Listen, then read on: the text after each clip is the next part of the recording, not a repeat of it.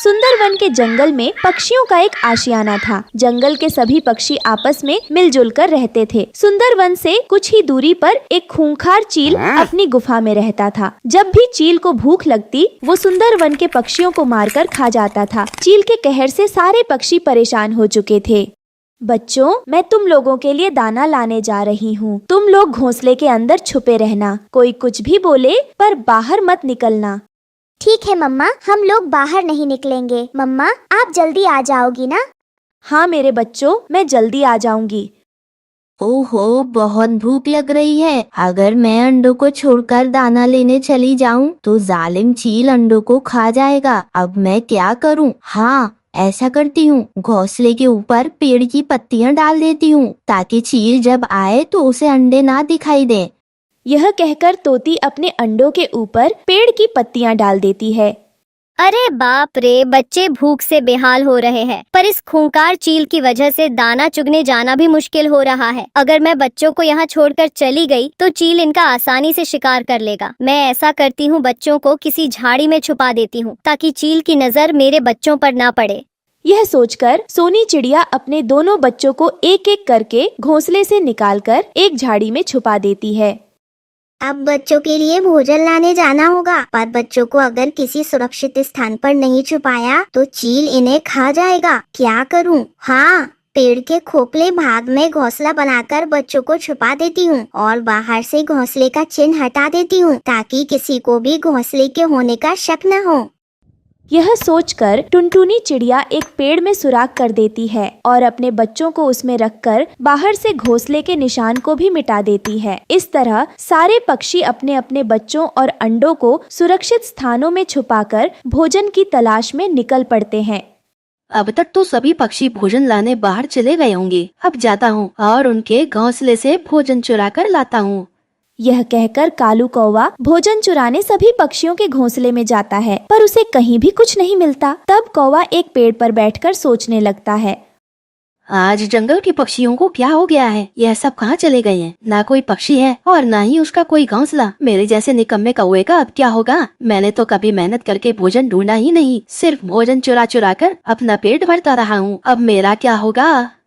कौवा ऐसा सोच रहा होता है, तभी जंगल में एक खूंखार चील आता है। खूंखार चील को देखकर कौवा सोचने लगता है, अरे ये चील इधर क्यों आ रहा है? आज इसकी जासूसी करता हूँ, हो सकता है भोजन की व्यवस्था हो जाए। यह कहकर दुष्ट कौवा उस खूंखार चील का पीछा करने लगता है। चील सभी पक्षियों के घोंसले ढूंढने के लिए जंगल का चप्पा चप्पा छान मार रहा था। दुष्ट कौवा भी चील के पीछे पीछे उड़ रहा था। कुछ देर बाद चील एक पेड़ की डाली पर बैठे बैठे सोचने लगता है। चील की बातें सुनने के लिए कौवा भी उसके पास जाकर एक झाड़ी के पीछे छुपकर बैठ जाता है। अरे यार, आज इस जंगल में किसी भी चिड़िया का घोंसला दिख क्यों नहीं रहा है? अब मैं शिकार किसका करूं? Oh shit! यह कहकर चील वहाँ से चला जाता है, पर कौवा वहीं पर छुपकर बैठा रहता है। कुछ देर के बाद सारे पक्षी भोजन लेकर अपने जंगल वापस आ जाती है और अपने अपने गुप्त घोंसले में चली जाती है। रानो चिड़िया अपने घोंसले में जाकर अपने बच्चों से बोलती है, मेरे बच्चों बाहर निकलो, मैं आ गई। मेरे बच्चों अब पत्तों के अंदर से बाहर निकल जाओ। मम्मा, आप आ गई? बहुत भूख लगी है मम्मा, कुछ खाने को दो ना। ये लो मेरे बच्चों, आज मैं तुम लोगों के लिए ताजे रसीले अंगूर लाई हूँ, इसे खा लो। फिर रानो के दोनों बच्चे अंगूर खाने लगते हैं। अच्छा, तो ये बात है। सारे पक्षी अब गुप्त घोंसले में अपने बच्चों को छुपाकर बाहर भोजन लेने जाते हैं। लेकिन अब मुझे इनका ये राज भी पता चल गया है। पक्षियों, मेरा नाम दुष्ट कालू कौवा है। अब देखो तुम लोग मेरी दुष्ट बुद्धि का कमाल। यह कहकर कौवा टुनटुनी के पास जाता है और कहता है, टुनटुनी बहन, अरे ओ टुनटुनी बहन, आज मेरे पेट में बहुत दर्द हो रहा है, इसलिए मैं भोजन लाने नहीं जा सका। मुझे बहुत भूख लग रही है, कुछ खाने को दे दो ना। कालू भाई, आज मुझे थोड़ा ही भोजन मिला था, मेरे बच्चे सारा भोजन खा गए हैं। तो तुम ऐसा करो, तोती के पास चले जाओ, अभी उनके बच्चे भी नहीं है, हो सकता है उनके पास तुम्हें कुछ भोजन मिल जाए। लेकिन दीदी, मैं तो उनका घोंसला जानता ही नहीं हूँ। सामने जाके बाएं तरफ तुम्हें एक पेड़ मिलेगा, उसी पेड़ में पत्तों के अंदर उसका घोंसला है। टुनटुनी चिड़िया की बातें सुनकर कौवा तोती के घोंसले में चला जाता है। तोती बहन, आज मेरे सर में बहुत दर्द हो रहा था, इसलिए मैं भोजन लाने नहीं जा सका। अब भूख से मेरी हालत खराब हो रही है। अगर तुम्हारे पास कुछ भोजन हो तो प्लीज मेरी मदद कर दो, बहुत भूख लगी है। कौवा भाई, आज मैं सिर्फ एक ही अमरूद लाई थी, वो तो मैंने खा लिया। बहन जी, मुझे एक बात समझ में नहीं आ रही है कि सभी पक्षियों ने अपने घोंसले गुप्त स्थान पर क्यों बना रखे हैं? पहले तो ऐसा कुछ नहीं था।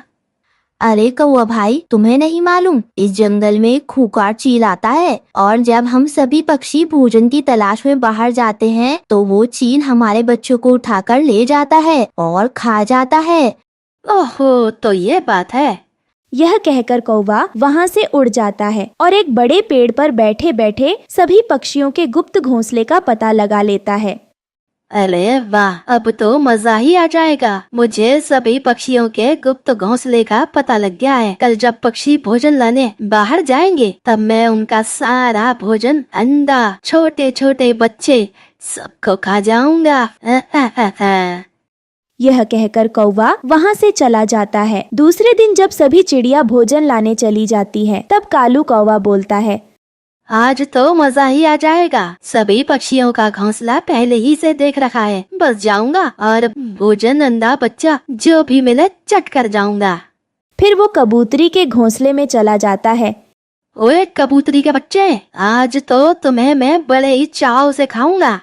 यह कहकर कौवा कबूतर के बच्चों पर हमला करता है। तभी एक बच्चा वहाँ से भाग जाता है और कौवा एक बच्चे को पकड़ लेता है। बचाओ, कोई हमें बचाओ, नहीं तो ये हमारी जान ले लेगा, बचाओ। तभी कबूतर के दूसरे बच्चे को एक लकड़ी का टुकड़ा दिखाई देता है। फिर वो बड़ी हिम्मत से उस लकड़ी को उठाता है और कौवे की आंख में घुसा देता है। अरे ये क्या हो गया? मेरी आंख मुझे कुछ दिखाई क्यों नहीं दे रहा? मुझे कुछ दिखाई क्यों नहीं देता?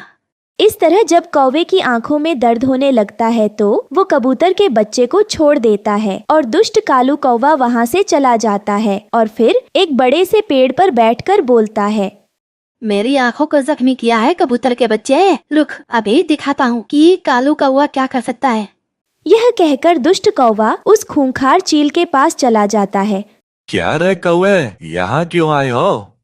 चील मामा, क्या आप पक्षियों के बच्चों का शिकार करना चाहोगे? मैंने अकेले उसका शिकार करने की कोशिश की, पर वो दो होने के कारण मैं उसका शिकार नहीं कर पाया। अगर आप भी साथ चलेंगे तो हम उसका शिकार आसानी से कर पाएंगे। अभी जंगल के सारे पक्षी भोजन लाने गए हुए हैं। पक्षियों के बच्चों का नाम सुनकर चील खुश हो गया। अरे कौवे, इतनी खुशी की बात है, चलो अभी जाकर चिड़ियों के बच्चों का शिकार करता हूँ। यह कहकर कौवा और चील दोनों कबूतरी के घोंसले में चले जाते हैं और दोनों बच्चों को पकड़कर फुर हो जाते हैं। कुछ देर के बाद कबूतरी भोजन लेकर अपने घोंसले में आ जाती है। अरे मेरा बच्चा कहाँ गया और मेरा घोंसला टूटा हुआ क्यों है? जरूर वो चील आया होगा। यह कहकर कबूतरी रानो चिड़िया के पास जाती है। रानो बहन, मेरे घोंसले में बच्चे नहीं है और मेरा घोंसला भी बिखरा पड़ा है। ये काम तो उसी चील का होगा, पर उसे तुम्हारे गुप्त घोंसले का पता कैसे चला? तुम्हारे अलावा तुम्हारा घोंसला और किसी ने भी देखा था क्या? रानो बहन, कल मेरे घोंसले में कालू कौवा आकर भोजन मांग रहा था, बस उसी ने ही मेरा घोंसला देखा है। अरे पगली, कौवा तो एकदम दुष्ट है, तब उसी ने कुछ गड़बड़ी किया होगा। तुम जाओ, जाकर सभी पक्षियों को बुला लाओ। तब कबूतरी जाकर सभी पक्षियों को बुला लाती है। जब सभी पक्षी आ जाते हैं तब रानो बोलती है, दोस्तों, हमारे दुश्मनों को हमारे गुप्त घोंसले के बारे में पता लग गया है। अब अपने दुश्मनों से डरने से कुछ नहीं होगा। अब हमारा मुकाबला करने का समय आ गया है। लेकिन रानो दीदी, हम उस विशाल चील का मुकाबला कैसे करेंगे? वो तो बहुत शक्तिशाली है।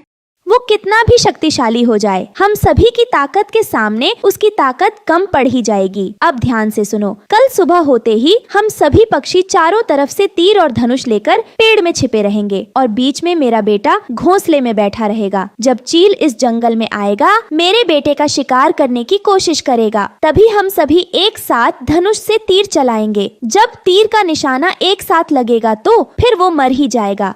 अगले दिन सुबह ऐसा ही हुआ। सभी पक्षी चारों तरफ से तीर और धनुष तानकर छुपे हुए थे। तभी चील और कौवा जंगल में पक्षियों का शिकार करने आए तो उन्हें राणो का बच्चा नजर आया। फिर दोनों उसके पास गए। जैसे ही चील और कौवा राणो के बच्चे के पास जाते हैं, राणो जोर से आवाज लगाती है, दोस्तों वार करो, चलाओ तीर। फिर सभी पक्षी एक साथ तीर चला देते हैं, जिससे चील और कौवा वहीं पर ढेर हो जाते हैं। इस तरह राणो चिड़िया ने अपनी सूझबूझ से जंगल के पक्षियों की जान बचा ली। कालू आज सुबह ही सुबह सब पक्षियों से लड़कर अपनी मस्ती में उड़ता हुआ जा रहा था कि उसे कहीं से आवाजें आने लग गईं। उसने देखा तो नीचे एक पिंजरे में एक खूबसूरत सी चिड़िया कैद थी। कोई कृपया करके मेरी सहायता कर दे, मुझे इस पिंजरे से निकाल दे। उसके बदले में मैं उसे एक बहुत ही काम की बात बताऊंगी। कालू वैसे तो किसी की सहायता करने वाला नहीं था, लेकिन जब उसने सुना कि चिड़िया कोई काम की बात बताएगी तो चिड़िया की सहायता के लिए वो फौरन तैयार हो जाता है। कालू पिंजरे के पास आकर बैठ जाता है। अरे शुक्रिया कौवे भाई, आप आ गए, वरना सारे पक्षी यहाँ से गुजर जाते हैं और कोई भी मेरी सहायता नहीं करता है। आप कृपया करके मुझे इस पिंजरे से निकाल दें, मैं आपको उसके बदले में एक बहुत ही काम की बात बताऊंगी। कालू उस चिड़िया को पिंजरे से निकाल देता है, लेकिन उसी समय वो चिड़िया एक बहुत ही खूबसूरत सी परी बन जाती है। कालू तो ये देखकर बहुत ज्यादा हैरान हो जाता है। वो डर के मारे भागने ही वाला था कि उसी समय परी बोल पड़ती है, बहुत बहुत धन्यवाद कालू आपका, अगर आप ना आते तो मैं तो हमेशा इसी पिंजरे में कैद रहती। अब कालू को थोड़ा सा हौसला हुआ कि उसे कोई खतरा नहीं है, तो फौरन वो बोलता है, अरे दीदी, अब वो काम की बात तो बताए जिसके लिए मैंने आपको आजाद किया है। बताती हूँ, मुझे पता था वो बात जाने बगैर तुम जाओगे भी नहीं। तो बात ये है कालू, अब से कुछ समय के बाद जंगल में खाने का अकाल आने वाला है। जंगल में खाने की हर चीज खत्म हो जाएगी और सब पक्षियों को दूर दूर से भोजन लाना पड़ेगा। तुम उस मुसीबत की पहले से तैयारी कर लो और खूब सारा भोजन इकट्ठा कर लो, फिर तुम्हें किसी भी मुश्किल का सामना नहीं करना पड़ेगा। अरे वाह, धन्यवाद दीदी, मैं आज से ही सारा भोजन जमा करना शुरू कर देता हूँ। और हाँ, ये बात बाकी सब पक्षियों को भी बता देना, ठीक है? अब मैं चलती हूँ। और फिर वो परी वहाँ से चली जाती है। मैं क्यों बताऊं भला किसी पक्षी को, वो तो हर समय मुझसे लड़ते रहते हैं और जब देखो मुझ पर चोरी का इल्जाम भी लगाते हैं। मैं तो नहीं बताने वाला उनको। और फिर अगले ही दिन कालू बहुत सारा खाना घर में जमा करना शुरू कर देता है। जो भी पक्षी उससे इसका कारण पूछता, वो किसी को कुछ भी नहीं बताता था और बस सुबह शाम भोजन ही इकट्ठा करता रहता था। अरे कुछ पता है राणो दीदी, कालू आजकल बहुत ज्यादा मेहनत कर रहा है। जब देखो बस भोजन इकट्ठा करता रहता है और किसी को बताता भी नहीं है। ऐसा कैसे हो सकता है भला? और अगर कालू वाकई इतनी मेहनत करके भोजन इकट्ठा कर रहा है तो इसके पीछे कोई कारण जरूर है। तो चलो अभी कालू के पास जाते हैं और उससे पूछते हैं कि आखिर वो इतना भोजन क्यों इकट्ठा कर रहा है। शायद हमें कुछ बता दे वो, हम तो दोस्त हैं ना उसके। वो दोनों मिलकर कालू के पास आते हैं। कालू जी, खैर तो है ना? आप तो एक टाइम का भोजन भी दूसरों का ही चुराते थे और आजकल इतना भोजन अकेले इकट्ठा किए जा रहे हो, हमें भी तो बताओ ना। कालू को तो परी ने बोला था कि वो सब पक्षियों को जरूर बताए, लेकिन कालू कहाँ किसी का फायदा देख सकता था, इसीलिए कालू ने उनसे झूठ बोला। मैं तो बस ऐसे ही भोजन जमा कर रहा हूँ क्योंकि मुझे एहसास हो गया है कि मुझे बाकी पक्षियों का भोजन चोरी नहीं करना और खुद मेहनत करनी चाहिए। इसीलिए अब मैं खुद मेहनत कर रहा हूँ। सारे पक्षियों को कालू की बात सुनकर अजीब तो बहुत लगा और हैरानी भी बहुत हुई, लेकिन वो खुश थे कि कालू को कम से कम एहसास हो गया है। हमें ये जानकर बहुत ही अच्छा लगा है कालू भाई, आप बस अब ऐसे ही रहना, चोरी दोबारा ना करना। और यूं कालू बाकी सब पक्षियों से झूठ बोल देता है और खुद खूब सारा भोजन जमा करता रहता है। कालू कुछ ही दिनों में बहुत ज्यादा भोजन जमा कर लेता है और अब वो बहुत ज्यादा खुश था। और परी के कहे अनुसार अचानक से जंगल में सब खाने पीने की चीजें खत्म होने लग गई। शुरू शुरू में तो पक्षी ज्यादा चिंतित नहीं हुए, लेकिन ज्यादा दिन गुजरते गए पक्षियों को बहुत दूर दूर से खाना लाना पड़ता था। अब सारे पक्षी बहुत परेशान हो गए थे। दोस्तों, अब तो ये जंगल रहने के काबिल नहीं रहा। अब मजाल है कि कुछ भी खाने को बचा हो। मैं कल भी नदी पार वाले जंगल से फल ढूंढ कर लाई थी। हमें ये जंगल छोड़कर जाना चाहिए, वरना हम यहाँ भूखे ही मर जाएंगे। लेकिन जंगल छोड़ जाना तो मसले का हल ना हुआ। हमें कुछ और सोचना चाहिए। अगर भोजन का इंतजाम ना हुआ फिर हम वाकई ये जंगल छोड़ जाएंगे। लेकिन कालू ने तो बहुत ज्यादा भोजन जमा किया हुआ है घर में। मुझे लग रहा है कालू को पता था कि जंगल से भोजन खत्म हो जाएगा और उसने हमें जानकर ही नहीं बताया होगा।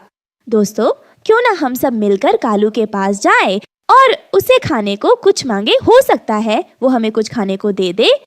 दीदी, वो कालू है, वो कभी हमें कुछ खाने को नहीं देगा, लेकिन आप कहती है तो एक दफा जरूर जा सकते हैं। और फिर सब मिलकर कालू के घर पहुंच जाते हैं। कालू भाई, आपको तो पता है कि जंगल में आज खाने पीने को कुछ भी नहीं बचा। हमें रोज दूर दूर से भोजन लाना पड़ता है। आपके पास तो बहुत ज्यादा भोजन जमा है, आप उसमें से हमें थोड़ा सा तो दे दें। अरे अरे, क्या बात कर रही हो? मैंने इतनी मेहनत से भोजन इसीलिए थोड़ी जमा किया था कि तुम सब लोगों को मुफ्त में देता फिरूं। जाओ भाई जाओ, सब अपना काम करो। जब देखो मुंह उठाकर आ जाते हैं। सबको ऐसी बातें सुनकर बहुत तकलीफ हुई। मैंने कहा था ना कोई फायदा नहीं है, लेकिन मेरी कोई बात सुनता है। यहाँ से चलो। और फिर पक्षी वहाँ से चले जाते हैं। सारे पक्षी अगले ही रोज उस जंगल को छोड़कर दूसरे जंगल के लिए निकल पड़ते हैं, क्योंकि इस जंगल में रहकर तो वो भूखे ही मर जाते। अब कालू जंगल में अकेला ही पक्षी रह गया था, लेकिन वो इसी में बहुत खुश था। मुझे भला कहीं जाने की क्या जरूरत है? मेरे पास तो साल भर का भोजन है। मैं तो यहीं रहूंगा मजे में। यूं ही दिन गुजरते जाते हैं और कालू अकेला रहना शुरू कर देता है। वो बहुत ज्यादा खुश था, लेकिन एक दिन अचानक कहीं से काले बादल आ जाते हैं, जिनको देखकर ही लगता था कि वो खूब बरसेंगे और बहुत जोरों की बारिश शुरू हो जाती है। कालू अपने घर में बैठा मजे से बारिश का आनंद ले रहा था, लेकिन उसे क्या पता था कि वो बारिश तो कालू के लिए ही आई थी। और फिर बारिश होती रही और जंगल में हर तरफ पानी ही पानी हो गया और साथ तेज तूफान भी आ गया। तेज तूफान ने कालू का सारा घर उड़ा दिया और जो कालू सारा भोजन जमा करके बैठा था वो भी पानी में चला गया। कालू का जमा किया हुआ सारा भोजन उसकी आंखों के सामने पानी में बह गया और वो कुछ भी नहीं कर सका। अब कालू बारिश में बैठा भीग रहा था और सोच रहा था कि काश उसने सबको भोजन दे दिया होता तो आज उसके साथ ये सब ना हो रहा होता। एक दिन रानो का पति टुन्नू दोपहर के समय घर पर उदास बैठा था। क्या हुआ जी, आप इतने उदास क्यों बैठे हैं?